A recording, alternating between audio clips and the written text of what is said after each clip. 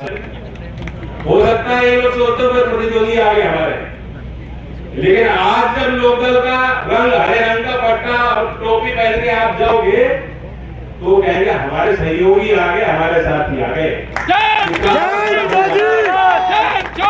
जब मैं किसी मेज पर बैठ के, चाहे मुख्यमंत्री के यहाँ हो, चाहे देश के किसी कार्यालय के अंदर हो, किसी मंत्रालय की बात हो या प्रधानमंत्री के सामने कोई बात हो, अगर मैं खड़े होकर यहाँ सामने के लिए या किसानों के लिए जो लोकदल की विचारधारा 24 साल की है उससे जुड़ी कोई बात कहूंगा तो आज उस बात को लोग हाथों हाथ लेंगे, गले मिलाकर हमारे काम को पूरा करने।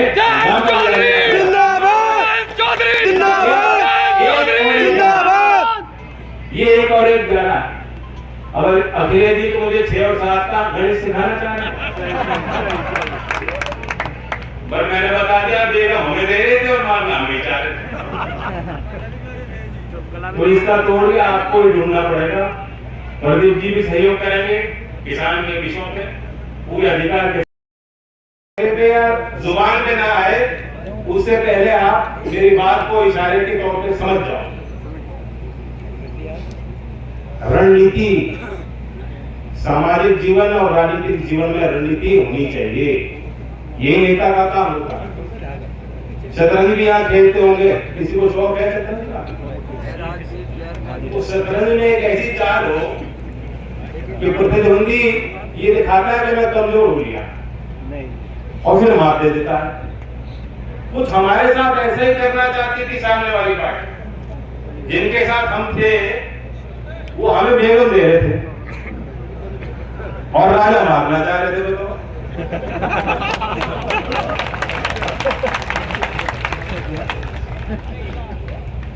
हमें कोई मलाल नहीं है, उनकी अपनी जिम्मेदारी अपने दल के लिए, मेरी जिम्मेदारी अपने लोगों।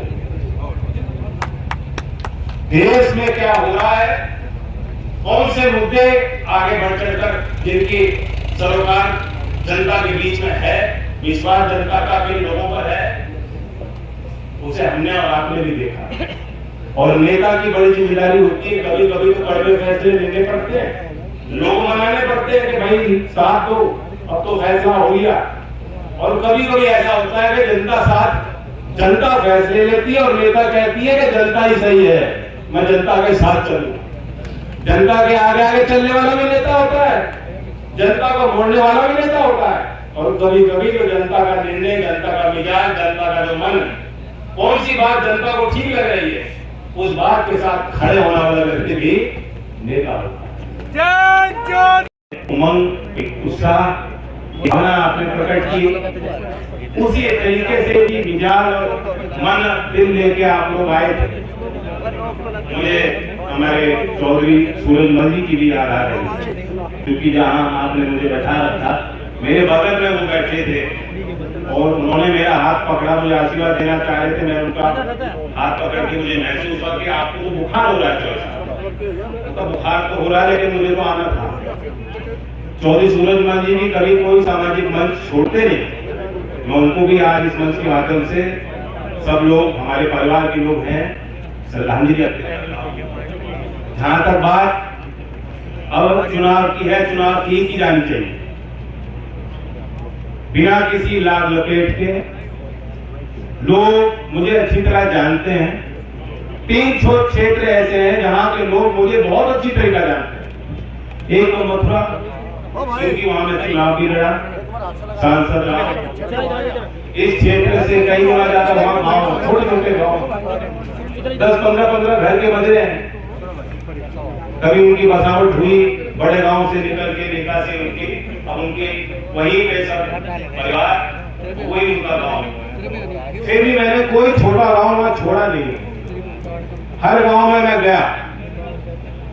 उसी तरीके से बागपत क्षेत्र तो ऐसा है जो आप जानते हो, चौधरी चरण सिंह जी के समय से चौधरी अजीत सिंह जी वहां चुनाव लड़ते भी थे और जीतते भी थे। पिछला चुनाव में वहां से लड़ा। तीसरा क्षेत्र यह आपका है, क्योंकि कैराना में जब बाई इलेक्शन हो रहा था तो मुझे लगता कि इस क्षेत्र में भी कोई गांव अछूता नहीं रहा जिसमें हम और आपने जाके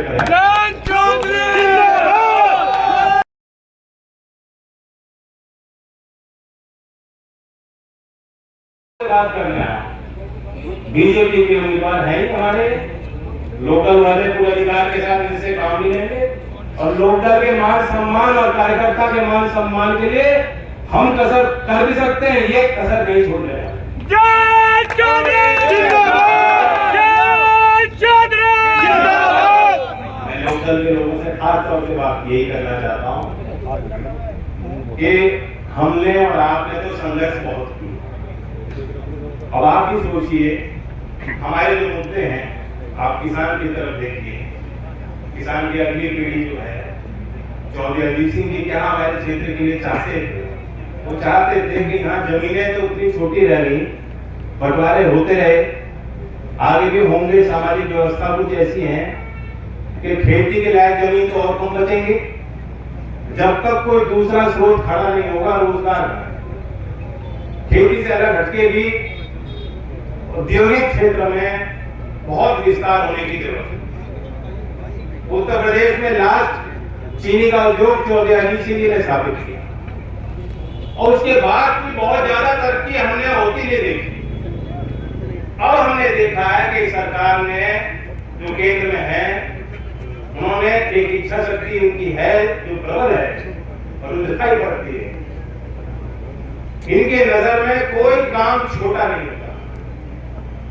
जब तक ये सोच हम समाज में और नेताओं में पैदा नहीं करेंगे कि काम कोई कमजोरी या छोटा नहीं होता। खासकर मजदूरी करने वाला मजदूर, जो कारीगर है, कुम्हार है, लोहार है, सुनार है, जो हाथों से काम करते हैं, आपको लगता है कि यार ये तो बहुत छोटे काम। कई बार मुझे लोग आके मिलते हैं कि हम तो बड़े छोटे समाज से हैं। मुझे टोकना पड़ता है कि छोटा समाज क्या मतलब होता है। तो ये छोटे बड़े की आपस में बैर करने की हमारे क्षेत्र में पुरानी फितरत रही है और ये रोज की तरह है। इस व्यवस्था से बाहर निकलते हो, शहर में चले जाते हैं लोग, तब भी वो जाति से नहीं ऊपर उठ पाते। यही तो चौधरी चरण सिंह जी की मुख्य लड़ाई थी। वो जातियों को महत्व इतना ही देते थे कि उनको यह समझ में था कि मंच पे, राजनीतिक व्यवस्था में, सामाजिक मुख्यधारा में हमें ख्याल रखना है। आज वही हम स्थिति देख रहे हैं, वही एक राजनीतिक सोच देश में विकसित करने की कोशिश सरकार में बैठे लोग कर रहे हैं। एक योजना का नाम बताना चाहता हूं, उदाहरण है विश्वकर्मा योजना। नरेगा योजना है मजदूर के लिए, लेकिन गांव में हो या शहर में हो, जो कारीगर है, जो नाव बनाता है, जो बर्तन बनाते हैं, जो मूर्तिकार है, जो माला बनाते हैं, वही लोहार, कुम्हार, सुनार, इनके लिए कौन सी योजना बनी थी? आज 13,000 करोड़ की योजना है। किस तरीके से इन लोगों को हम प्रशिक्षित करें, उनको लाखों रुपए तक का लोन देने की व्यवस्था अभी सितंबर 2023 में लॉन्च हुई, प्रधानमंत्री विश्वकर्मा योजना। इसकी अभी शायद बहुत लोगों को जानकारी नहीं, लेकिन हम लोग मंचों से इसलिए बताने आए हैं कि बहुत बारीकी से सोचा जा रहा है किसान और खमेरे को। अब किसान की मुख्य बात है दाम की। हर फसल का दाम कैसे बेहतर किसान को दिया जाए, कैसे सुनिश्चित हो। गन्ने की फसल की अपनी समस्याएं हैं। अब मैं धान का एग्जाम्पल देना चाहता हूं। आज यहाँ अखबारों में छपी नहीं होगी बात। पहली बार भारत सरकार ने 2020 में इसका प्रयोग किया। बाली में मंत्रियों की एक कॉन्फ्रेंस भी संयुक्त राष्ट्र के तत्वाधान में, और वहां एक औजार तैयार किया गया। 5वीं बार 2020 के बाद भारत सरकार ने इसका प्रयोग किया है किसानों का बचाव करने के लिए। आपको मालूम है कि WTO के नियम है कि भारत जैसे विकासशील देश, कृषि प्रधान देश, जितना किसी फसल का देश में उत्पाद होता है उससे 10% ज्यादा समर्थन किसानों को नहीं दे सकते। ये आज की शर्त नहीं है, आज का कानून नहीं, पहले से लागू WTO के तहत चल रहा है। लेकिन 2020 में सरकार ने कहा नहीं, हम बड़े पैमाने पे किसानों से खरीदना भी चाहते हैं, उसका भंडारण भी करना चाहते हैं, उसका वितरण करना चाहते हैं। और फिर हाल में 5वीं बार भारत सरकार ने कहा कि धान की हमने total value of production 5300 crore dollar है और हमने उसका 12% यानी 10% को लांग दिया। 12% समर्थन अनुदान के रूप में, चाहे वो खाद की सब्सिडी हो, बिजली की सब्सिडी हो या खरीद रहे हो किसान से, 12% तक हमने दी और भारत सरकार ने छूट मांगी है।